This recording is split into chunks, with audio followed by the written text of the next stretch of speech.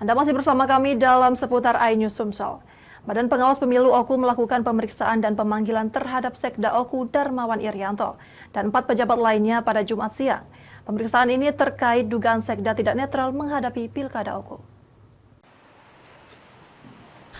Sekretaris Daerah OKU Darmawan Irianto bersama 4 pejabat, terdiri Kepala Inspektur OKU Akarim, Kepala Kantor Ketahanan Pangan Slamet Riyadi, Kadin Pariwisata Alfarizi, Camat Lubuk Batang M. Haris, diperiksa Badan Pengawas Pemilu OKU buntut dugaan ketidaknetralan abdi negara ini.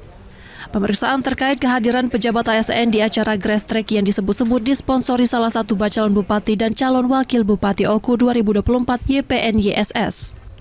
Pantauan di lapangan, Kepala Kantor Ketahanan Pangan Slamet Riyadi tiba lebih dulu di kantor Bawaslu OKU sekitar pukul 8 pagi. Slamet langsung menjalani pemeriksaan dan sempat disumpah sebelum diperiksa Komisioner Bawaslu OKU. Tak lama berselang, Inspektur Kabupaten OKU Akarim menyusul tiba di lokasi. Selanjutnya tiba Kepala Dinas Pariwisata Alfarizi dan Camat Lubuk Batang M. Haris. Diketahui para pejabat daerah ini satu persatu diperiksa di salah satu ruangan di kantor tersebut. Dan terakhir Sekda OKU. Karena kebetulan istri saya lama menjadi camat Sano dan saya kenal dengan kadesnya, terutama saya diundang dan saya hadir. Jadi tidak ada sama sekali di situ spanduk, pamflet ataupun apa yang menunjukkan itu acara daripada paslon. Iya, kalau kapasitas yang hadir ini kan terundang, ya terundang. Jadi sejauh ini baru sebatas itu dulu yang bisa kita kasih tahu.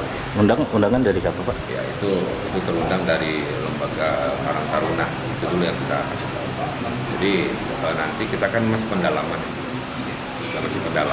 dan juga masih ada klarifikasi. Jadi masih kita laksanakan. Sementara Sekda OKU usai pemeriksaan enggan diwawancarai dan berlalu meninggalkan awak media. Dari akun Komri Uluwi Dori Agustino, iNews melaporkan.